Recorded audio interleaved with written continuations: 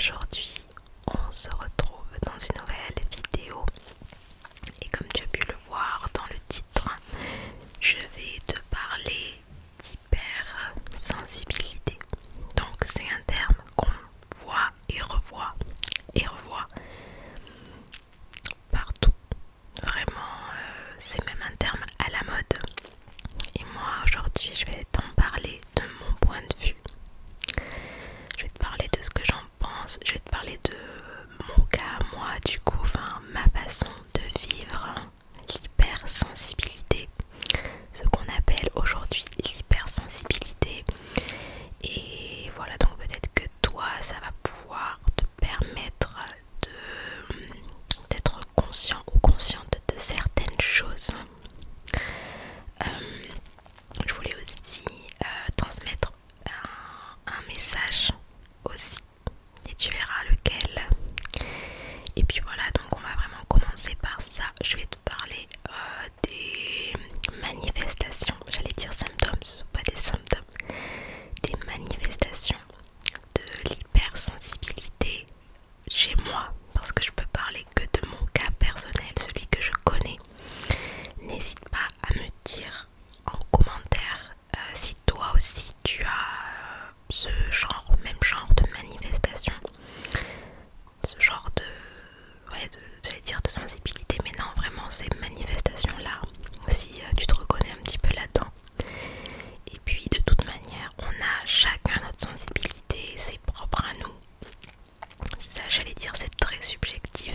Et voilà, donc il y a plein de choses à voir finalement. Je ne pourrais pas en parler dans une seule et même vidéo, puisque je pense que je devrais une deuxième partie de ce sujet-là, en fait, parce que là, je vais pas pouvoir tout te dire en une seule vidéo. Donc aujourd'hui, j'ai amené avec nous, j'allais dire Albert l'avocat, mais je vais lui donner un autre prénom, le pauvre. Je sais pas, on va lui trouver un prénom à celui-là parce que il est mignon. Donc il va être avec nous pour ce sujet aujourd'hui. Donc il y a du sable dedans.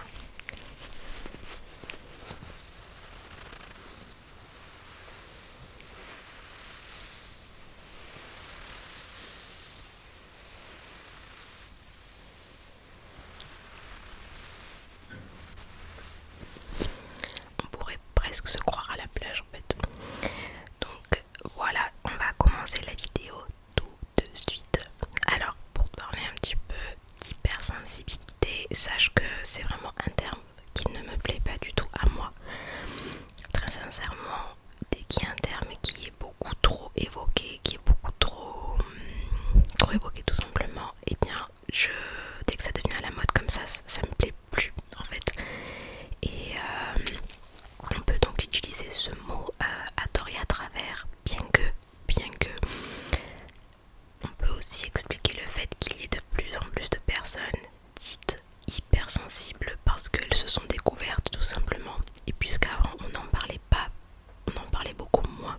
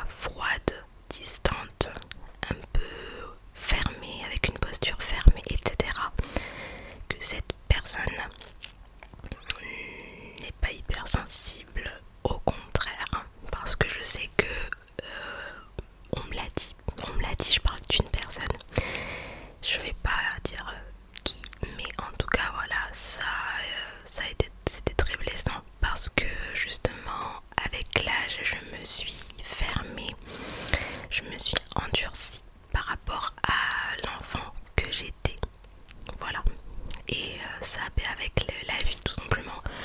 Je me suis fermée et du coup je le mets un petit peu en lien. Je me dis bah, finalement il y a peut-être un lien avec l'hypersensibilité justement. Donc comme je disais au début, c'est un terme que j'aime pas. J'aime pas, je peux dire très sensible, quelqu'un de très sensible. Mais voilà. Donc j'ai fait une parenthèse un petit peu sur le fait de que je peux être un petit peu fermée, etc. Mais c'est dû au fait de ressentir beaucoup. Et à force de souffrir, on va dire, on adopte un peu une posture fermée. Mais c'est pas toujours le cas et j'en parlerai donc. J'y reviendrai un petit peu plus tard. Donc je vais te parler un petit peu de manifestation de l'hypersensibilité chez moi parce que je peux pas parler pour quelqu'un d'autre bien évidemment. Je vais en oublier mais je peux t'en parler un petit peu. Alors principalement ce qui me vient en tête c'est que je suis une personne qui est touchée très facilement par l'humeur des autres. Voilà, en fait je vais ça déteint, enfin c'est pas que ça déteint sur moi, c'est à dire que l'humeur des autres, quelqu'un qui va être de mauvaise humeur, qui est pas bien, etc. notamment, ça me touche en fait et je me sens, ça me perturbe, voilà c'est le mot, je suis perturbée par l'humeur des autres, ce qui fait que ma concentration, j'ai beaucoup de mal, je vais être en pleine conversation avec quelqu'un par exemple, et puis si dans la pièce je sens quelqu'un qui est énervé, qui est de mauvaise humeur, etc., je vais vite le prendre sur moi et je vais être perturbée et je vais avoir les pensées qui vont très rapidement comme des antennes, tu vois, je vais capter la wifi un peu partout, enfin je suis dans la conversation mais je suis plus autant concentrée dans la conversation, il faut que je fasse un effort pour rester bien dans ma conversation parce que je peux vite aller penser justement à cette personne qui est de mauvaise humeur, etc. Donc je suis très rapidement perturbée par les humeurs des autres. Ensuite, ce qui me vient en tête, c'est que j'ai très facilement des frissons quand j'entends certaines musiques, pas toutes, parce qu'il y a des musiques je suis pas du tout réceptive. Il y a des musiques, je vais très facilement avoir des frissons ou les larmes aux yeux. Et par exemple, ça peut m'arriver d'entendre une musique. Par exemple, une fois, c'était dans un centre commercial. Il y a un orchestre qui est venu, donc je te laisse imaginer le bruit que ça faisait. Et c'était vraiment un son d'orchestre, tu vois, assez joyeux. Il me semble que oui, c'était joyeux, c'était pas triste du tout. Et j'ai eu envie de pleurer. Et je me suis contenue, il y avait mes enfants, etc. Enfin, j'avais pas envie du tout parce que je n'aime pas qu'on me voit pleurer. Donc je me suis retenue, je me concentrais, je me disais mais ça va pas la tête ou quoi, tu vas pleurer parce que t'écoutes, qu'est-ce qui se passe? En fait j'arrive pas à le comprendre, voilà j'arrive pas à comprendre. Mais d'un coup j'ai eu envie de pleurer, je me suis concentrée pas mal de temps pour stopper et pas pleurer du tout parce que je trouve ça, j'allais dire bête, c'est mon propre avis, mais c'est pas bête du tout, mais voilà j'avais pas envie en fait qu'on me voit pleurer et va expliquer, oh bah parce qu'en fait je crois que la musique c'est ça qui me fait pleurer, enfin bref, en tout cas voilà, ça peut se manifester comme ça. Aussi je suis très sensible au niveau de mes sens, c'est à dire que au niveau visuel, auditif, je crois que l'auditif c'est mon sens qui est le plus développé peut-être, c'est à dire que une musique, une odeur, un visuel, ça me plonge directement dans une ambiance. Et par exemple quand il y a beaucoup de bruit et je pense notamment par exemple nous, donc on a des voisins et il y a forcément des enfants, et quand il y a beaucoup de bruit, quand j'entends, voilà, quand c'est répétitif et que vraiment, enfin je me mets, comment dire, j'ai qu'une envie, c'est à l'intérieur de moi, j'ai envie de fuir, j'ai envie de courir, j'ai envie de partir et m'isoler parce que je ne supporte pas et ça me... vraiment je me sens pas bien, ça me perturbe énormément. Aussi, même si je vais pas forcément entendre de bruit des voisins, mais par exemple s'il y a... en fait c'est un tout, s'il y a un gros mélange de beaucoup de bruit, etc., je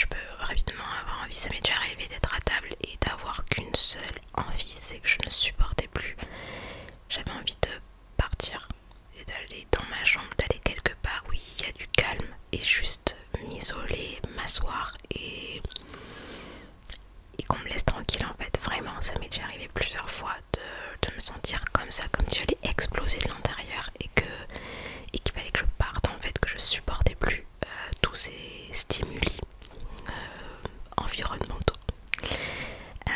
Aussi je suis sensible au négatif, et c'est-à-dire que quand il y a trop de négatif, quand j'entends une personne tout le temps négative qui parle que de négatif, que négativement pardon, qui parle tout le temps comme ça, ça m'épuise énormément. J'ai l'impression que ça me vide complètement et je suis là, je supporte pas en fait.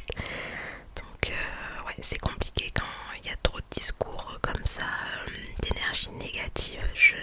Ça me bouffe en fait complètement, ça m'enlève mon énergie à moi, ça me fatigue. Et j'ai qu'une envie pareille, c'est de partir en fait, parce que j'aime pas ça. Alors aussi je suis très méticuleuse et je fais attention à beaucoup, j'allais pas dire tout, mais à beaucoup de détails que des gens parfois ne prêtent pas attention. Franchement, quand je vais être quelque part, je regarde beaucoup les écritures et je les relis et je les lis. Et enfin vraiment je capte, je me concentre comme ça sur des écritures. Ou alors par exemple j'ai des personnes, je vais remarquer un petit peu certains aspects de leur posture, par exemple quand ils ont plutôt une tendance à être fermés, un sourcil un peu relevé quand ils parlent. Enfin en fait je fais attention à beaucoup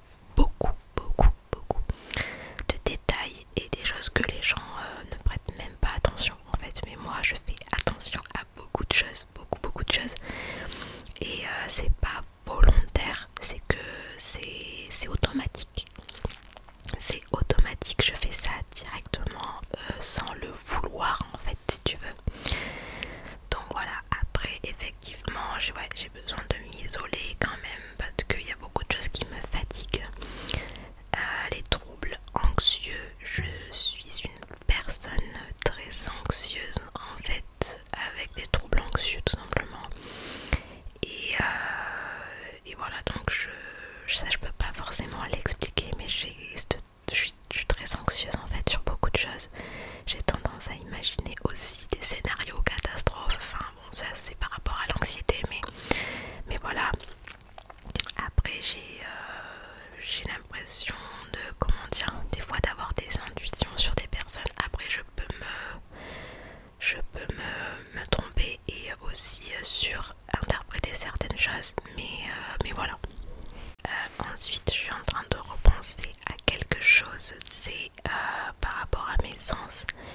Par exemple quand il y a une lumière forte, généralement c'est des lumières qui sont bien blanches, tu sais, ou alors trop jaunes par exemple. Je ne supporte pas, je n'aime pas du tout ces lumières, et donc je vais en mettre automatiquement une autre. Je ne vais jamais mettre celle qui est trop forte ou trop blanche, trop claire, ou alors tu sais trop jaune comme ça. J'aime pas ça du tout.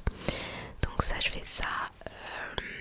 Ensuite au niveau des... Quand j'aime pas une sensation par exemple, j'évite